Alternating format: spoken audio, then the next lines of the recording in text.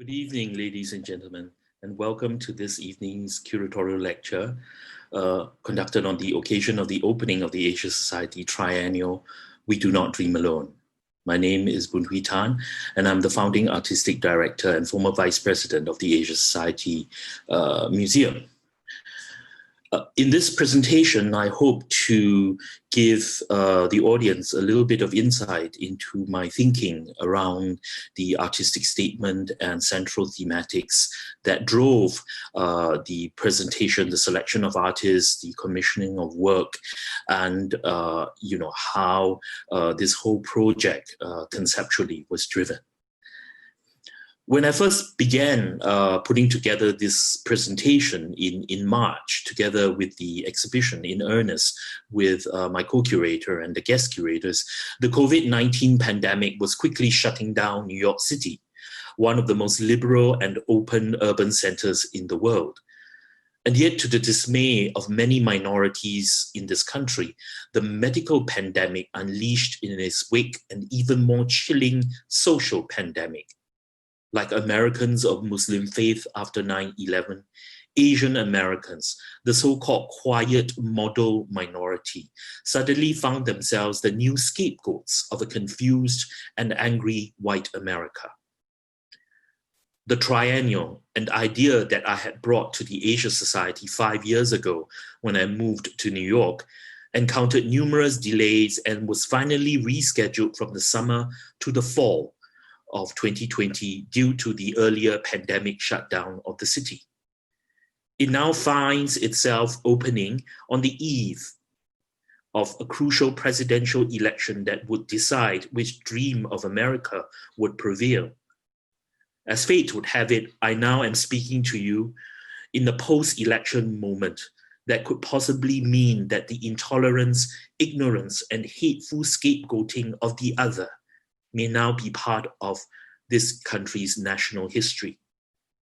The reason for this preamble is to underscore the desperate optimism that I felt as a newly arrived sort of expat in this country for the last 4 years. And these are the sort of contexts that have driven my thinking about the artistic direction and thematics that have developed around this first triennial. The projects in the triennial are in essence explorations, therefore, of the possibilities for art and artists to respond to the disaffections of social political life. In our current environment where trust in the effectiveness of politicians and public institutions has been eroded in large measure. Specifically, the triennial presentations are arguments against isolationism, against the possibility of living like a frog in a well, against the belief that the future of society and nation lie in turning inwards, away from the world. The title of this triennial, We Do Not Dream Alone, takes its inspiration from a line in Asian American artist Yoko Ono's 1964 artist book, Grapefruit. The specific line refers to a dream you dream alone may be a dream, but a dream two people dream together is a reality. The publication Grapefruit, now considered a masterpiece of conceptual art, is in fact made up of a series of what Ono calls event scores that provide instructions for simple actions that the reader might enact as a way of life. In the face of political rigidity and inability to respond to the challenges of our lives and our times by politicians and political institutions, these actions on hindsight now suggest the possible efficacy of micro-actions and of human agency. The call to collective dreaming that begins with one person, you and I, or a small group, that slowly builds and morphs into a nationwide wave of change that this book suggests surely finds its contemporary mirror in protest movements such as Black Lives Matter and other grassroots movements, which have intensified, of course, in the last 5 years.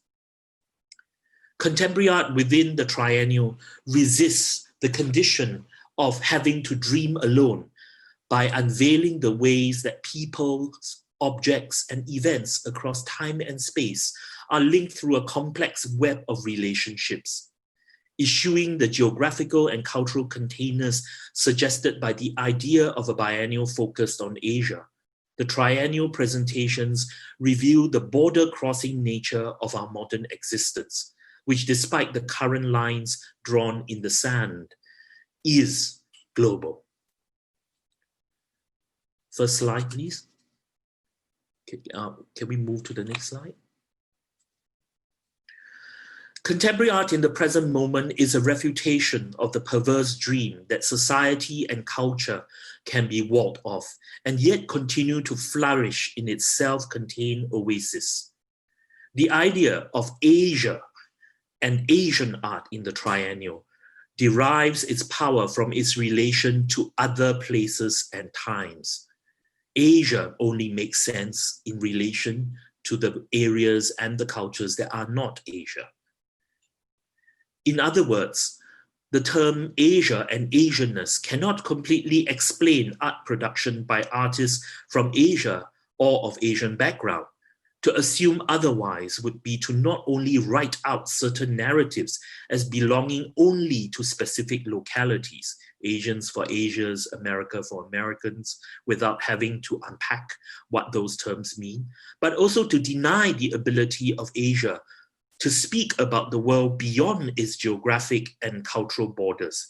It is to retread the well-worn situation in which perceptions of cultural difference are still subject to someone else's spin. In this sense, contemporary art shows that we are indeed global by necessity. Let us now look at two strands that make up this sort of global art world that is being formed by collective dreaming, this mutual constitution of cultures as it relates to art from Asia. In a public lecture critiquing Huntington's Clash of Civilizations thesis, Edward Said speaks of the troublesome coexistence of a mainstream orthodox culture and a counterculture within each society or nation. The forces aligning themselves with what is considered orthodox, conservative, and mainstream define their culture as pure, as our culture, separate and in opposition to other cultures. I quote, and we'll see it on the slide, "Cultures are not the same. There is an official culture of priests, academics, and the state. It provides definitions of patriotism, loyalty, boundaries, and what I call belonging. It is this official culture that speaks on behalf of the whole.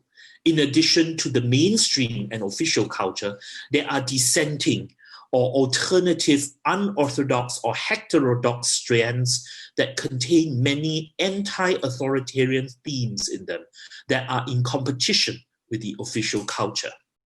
From the counterculture comes the critique on authority and attacks on what is official and orthodox.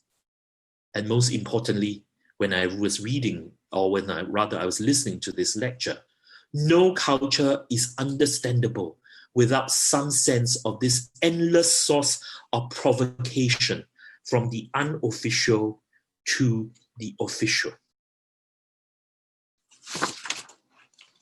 Next slide. Next slide, please.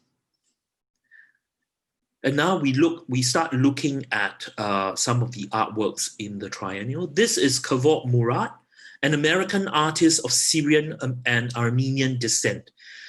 And in my view, his work is a testament to the idea of culture as a palimpsest, where inherited and lived experiences are expressed in a rich and complex visual language crossing genres and materials.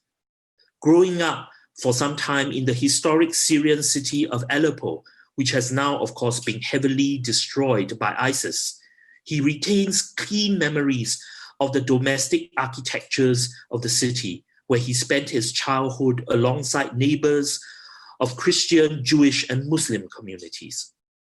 His visually arresting installation, Seen Through Babel, next slide, takes the parable of the Tower of Babel as a metaphor for the fractures of the moment. Where once the peoples of the world understood each other, their hubris to build a tower that could reach the heavens caused God to confound their speech, giving rise to different languages that forever separate communities of men and women. Given the current trend towards tribalism and an us versus the other versus them tendency in political life, this work becomes a metaphor not just for contemporary human society in general, but also specifically for the philosophy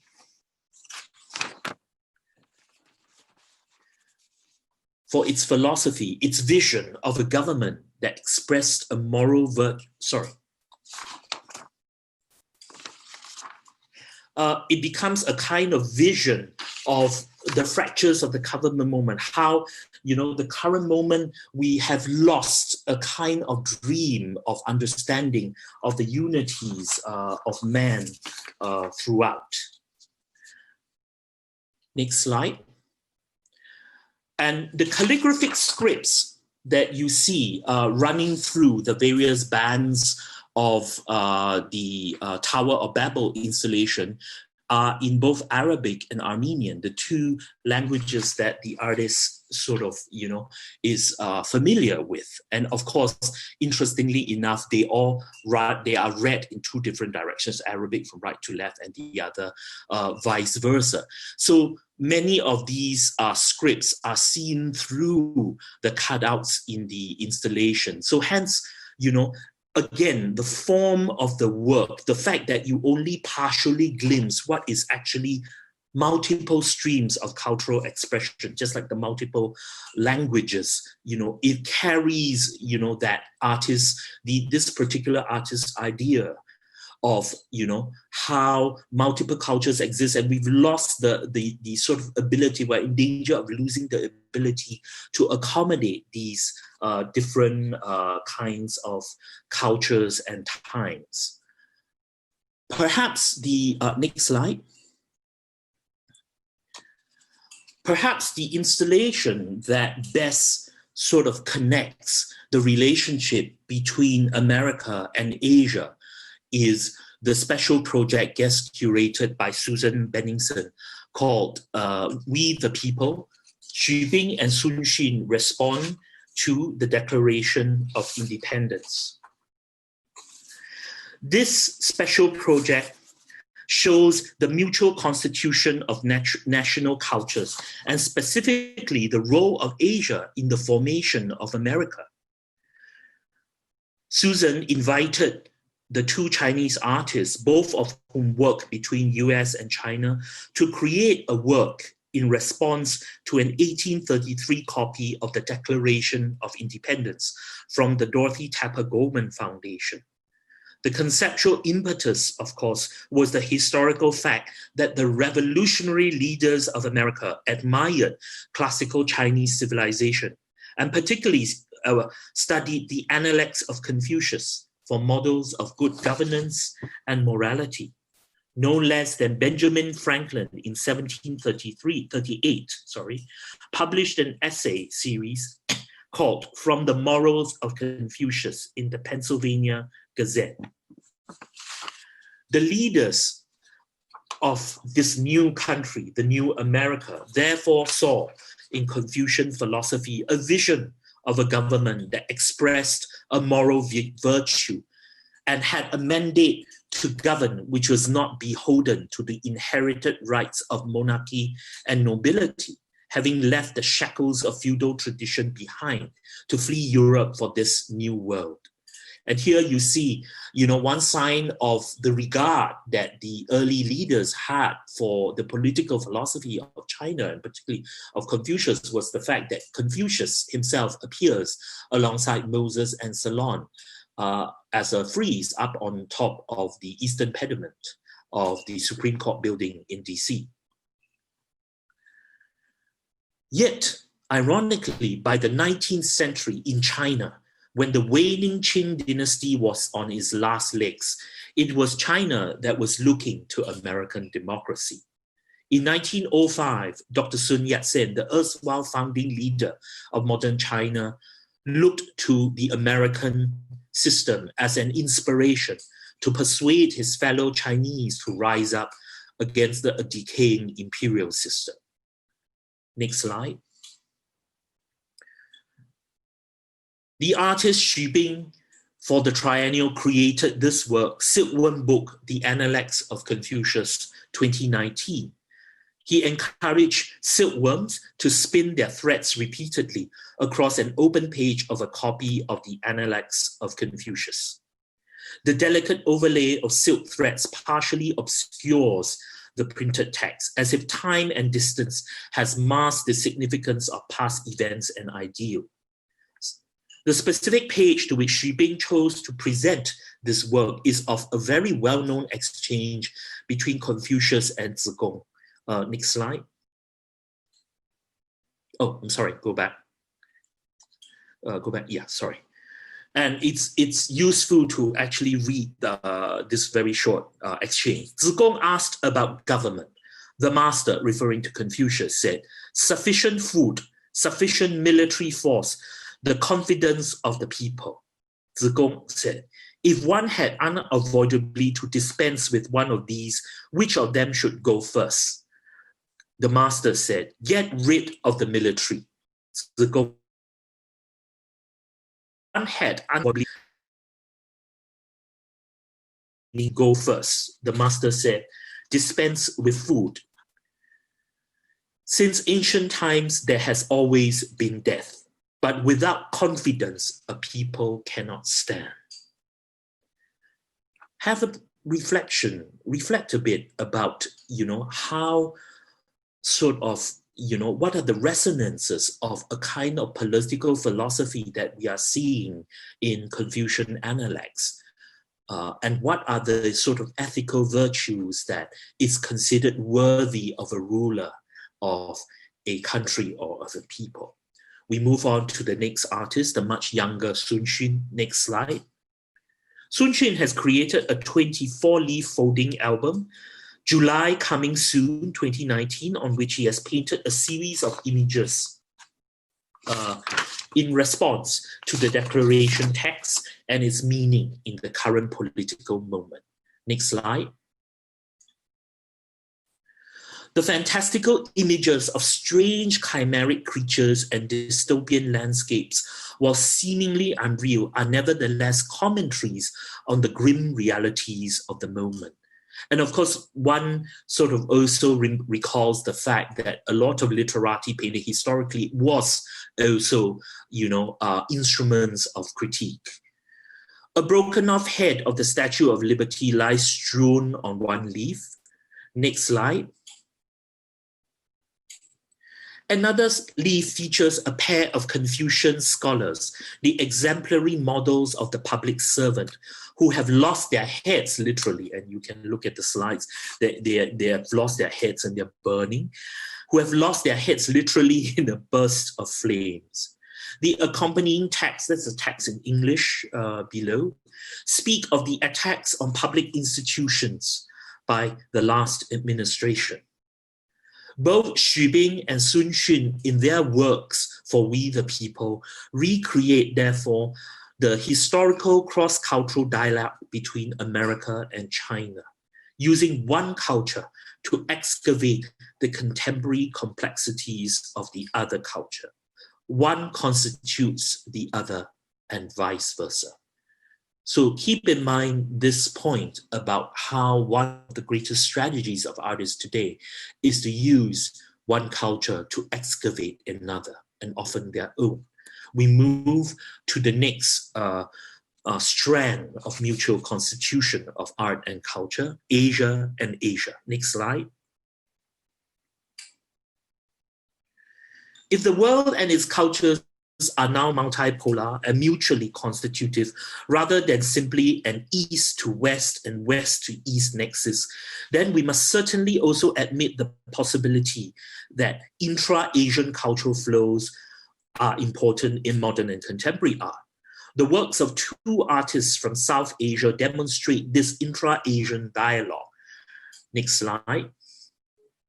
The late Nandala Bose, who lived from 1882 to 1966, was one of the leaders of the Neo-Bengal school in India during India's period of anti-colonial struggle and search for independence.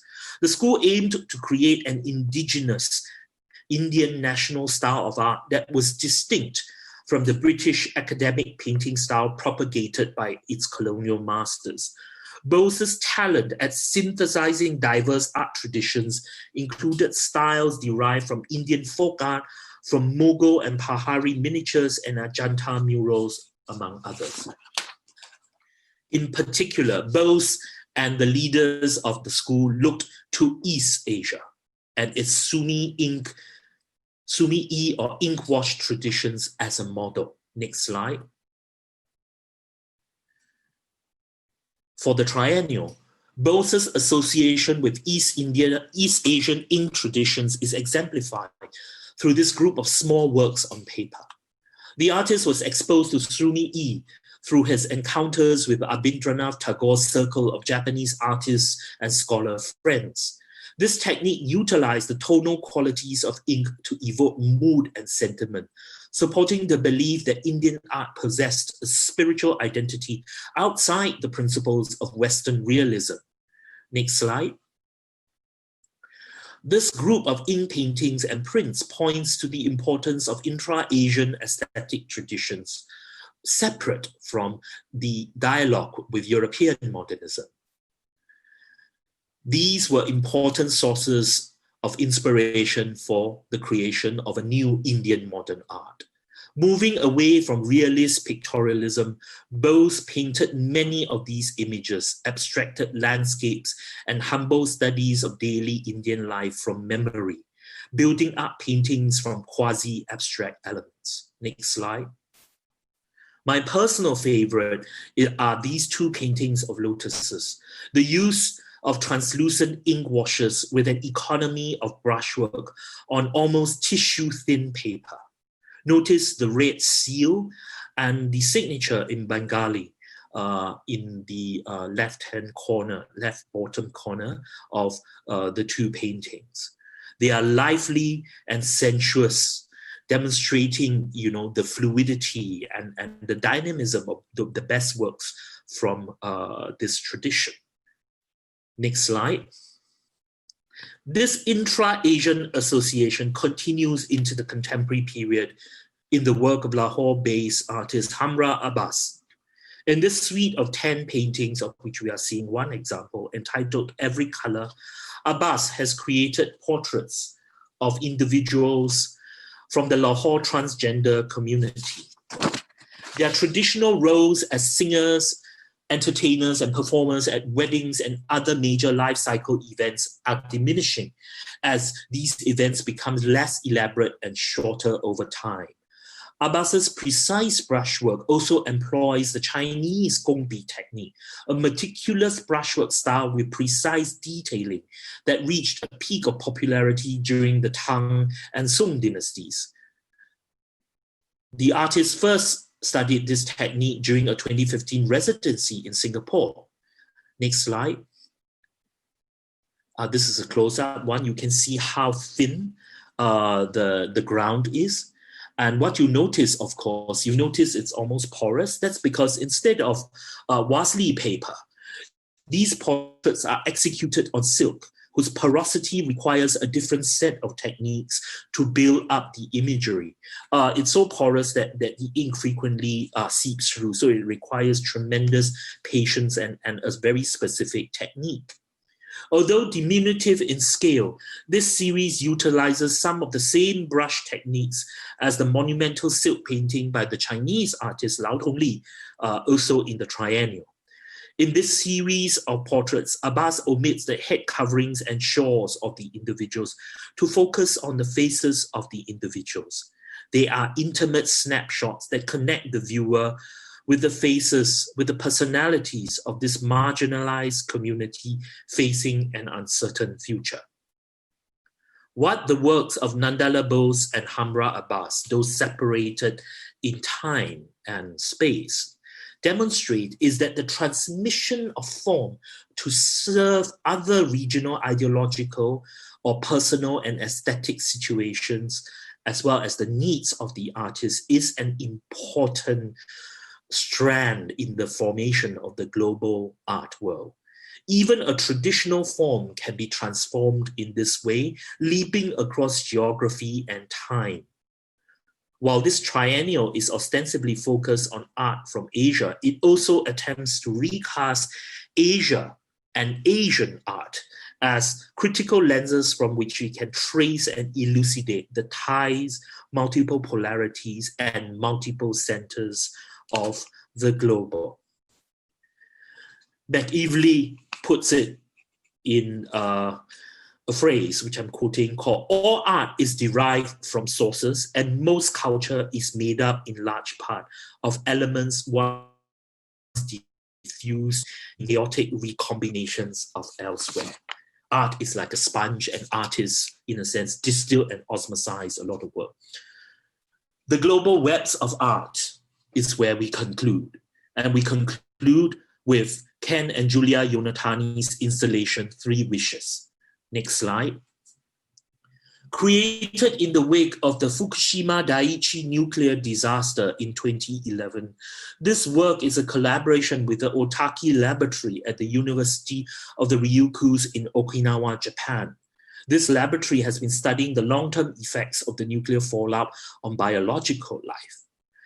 The installation, next slide, please. Next slide. The installation features 3 rotating glass figurines of the Disney character Tinkerbell. The fairy wings of this figure, however, are replaced with Zizira Maha butterfly wings, raised from eggs collected from the disaster area. Tinkerbell becomes, in essence, a chimera, an unexpected child of Frankenstein in his attempt to shape the evolution of life. The figurines rotate while the music from It's a Small World After All, I'm sure everyone is familiar with that song, plays in an endless loop. The song was produced as part of Disney's contribution to the World Fair in '64 in New York. Disney was one of the most prominent proponents of the revolutionary benefits of nuclear power in victorious post-war America, and how nuclear power will lead humanity into a new glorious and golden future.